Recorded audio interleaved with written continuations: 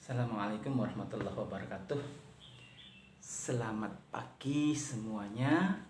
Selamat siang, selamat sore ataupun selamat malam, tergantung Anda semua ada di jadwal mana. Karena rekaman video ini untuk semua kelas yang saya ampu pada kelas manajemen sumber daya manusia. Oke. Kita ketemu di manajemen sumber daya manusia ya. Manajemen sumber daya manusia itu pada hakikatnya adalah pengelolaan orang-orang yang ada di dalam suatu organisasi, yang mana agar orang-orang yang ada di dalam organisasi tersebut dia bisa memberikan kontribusi yang optimal, yang maksimal, yang bisa semakin meningkatkan kinerja perusahaan sehingga perusahaan itu semakin meningkat, berkembang dan maju. Namun demikian perlu kita ketahui bahwa di dalam kontribusi itu yang harus kita perhatikan adalah kontribusi mereka itu yang kita upayakan agar maksimal atau optimal, kemudian yang terus-menerus dan tidak terputus-putus, kemudian yang terus-menerus semakin meningkat kualitasnya. Mengapa demikian? Karena ketika orang-orang yang ada di dalam organisasi itu bekerja atau beraktivitas atau memberikan kontribusinya, dia terus-menerus dari waktu ke waktu hingga sampai kemudian pengalamannya semakin sedemikian rupa. Ini berarti ada yang kita sebut sebagai learning process atau proses yang pembelajaran terus-menerus. Ada proses pembelajaran yang terus-menerus. Artinya apa? Artinya berarti bahwa kerja mereka, kontribusi mereka harus semakin meningkat. Ya. Dan tidak hanya 3 hal ini pula, tetapi juga bagaimana mereka bisa mensinergikan diri dengan orang-orang yang ada di dalam perusahaan tersebut, sehingga tidak sekedar berkoordinasi dengan baik sehingga kerjanya bisa lebih baik, tetapi juga semakin bisa meningkat kualitas kerja dan kualitas koordinasi itu sendiri.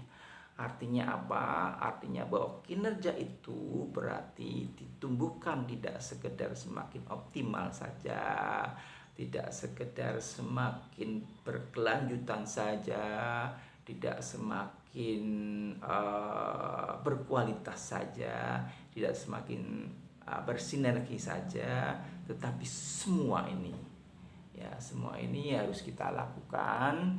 Karena apa? Karena ya inilah pengelolaan sumber daya manusia. Artinya apa? Artinya bahwa sudah menjadi tanggung jawab pada bagian manajemen sumber daya manusia atau human resource management, bahwa kalau kontribusi itu terhambat, kalau kontribusi itu berhenti, kalau kontribusi itu macet, kalau kontribusi itu tidak maksimal, kalau kontribusi itu tidak berkembang, kalau kontribusi itu tidak bersinergi, kalau kontribusi itu tidak tidak semakin menguat, maka kerja pada bidang manajemen sumber daya manusia itu gagal total. Karena apa? Karena manajemen sumber daya manusia itu kunci di dalam perusahaan, di dalam organisasi. Karena manusia itulah yang akan menggerakkan organisasi itu. Jika kuncinya kita gagal dalam mengelola, maka organisasi kita atau perusahaan kita menjadi terhambat. Itu. Apalagi jika kita perhatikan bahwa di dalam manajemen sumber daya manusia, kita perhatikan pada sumber daya manusianya, manusia itu tidak sekedar secara fisik. Tidak sekedar secara fisik. Kalau kita lihat seperti mesin, ya, seperti gudang, gedung, seperti peralatan, seperti mobil, atau bahkan finansial, ini semuanya ansih adalah physically. Kalau uang nilai, kalau semuanya ansih physically. Tetapi kalau manusia, memang manusia berwujud, Ada kepala, ada badan, ada tangan, ada kaki, semua bisa digerakkan untuk bekerja. Cuma manusia itu memiliki kehidupan, sehingga manusia itu tidak sekedar physically, tetapi dia ada psikologis, ada psychological. Ada psikologikal. Artinya apa? Ada kejiwaan, ada perasaan, ada emosional, ada faktor-faktor internality. Sehingga apa? Sehingga harus kita perhatikan pula. Jadi manajemen sumber daya manusia juga harus memperhatikan itu.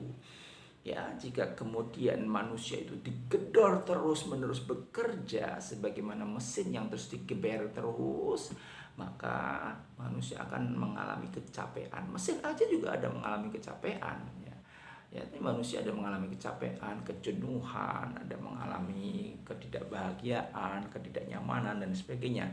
Sehingga di dalam pengelolaan sumber daya manusia itu termasuk pula kita harus memperhatikan apa? Kejiwaannya, psikologikalnya. Ya, artinya di sini bagaimana kita mengelola sumber daya manusia itu di samping memberikan kontribusi yang penuh, juga harus bisa memunculkan mereka itu berbahagia di dalam bekerja. Begitu, harus memunculkan bahagia dalam bekerja. Kalau di dalam konsep manajemen kita akan tahu itu yang kita sebut sebagai kepuasan kerja.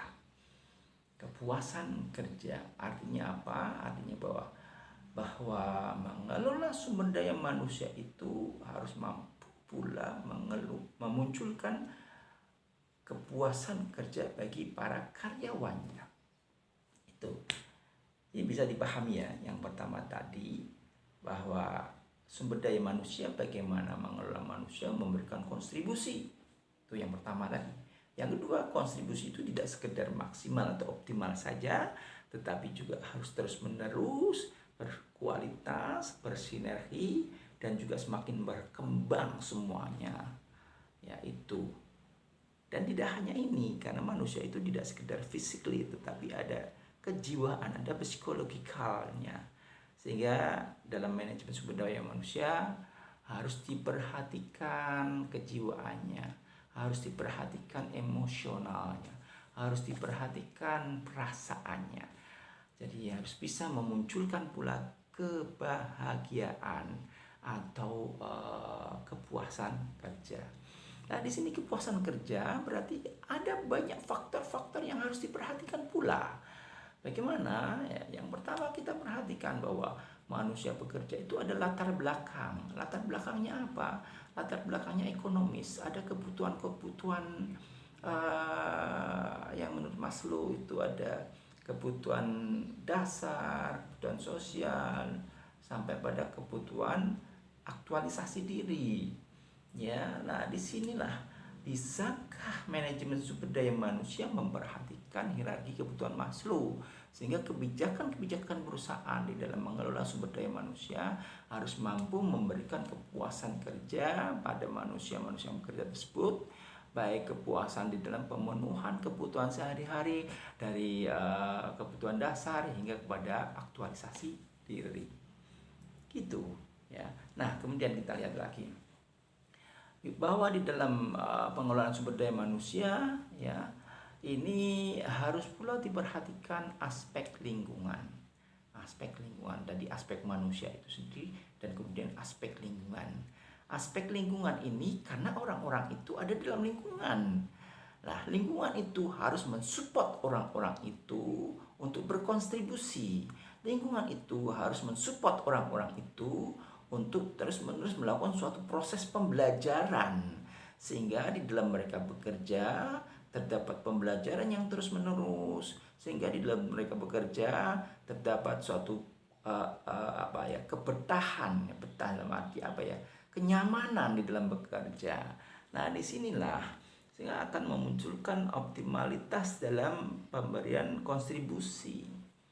Ya, jadi manusia itu sendiri, lingkungan, dan kemudian kebijakan-kebijakan dari perusahaan. Bagaimana pimpinan harus mampu memberikan suatu pembimbingan atau supervisinya, pengarahannya, harus mampu membangun hubungan kualitas yang baik dengan para bawahannya ya. sehingga mereka para bawahan itu menjadi semakin suka dan bersemangat di dalam bekerja karena ada karakter-karakter kepemimpinan yang mensupport. Karakter-karakter kepemimpinan yang mensupport. Jadi ada lingkungan, ada kebijakan, ada kepemimpinan, ya. Ada banyak faktor-faktor yang yang yang harus diperhatikan di dalam pengelolaan manajemen sumber daya manusia. Nah, kira-kira begitu, ya. Jadi saya kira untuk beberapa menit materinya ini saja, nanti akan saya buatkan lagi rekaman video yang lain. Demikian, terima kasih. Assalamualaikum warahmatullahi wabarakatuh.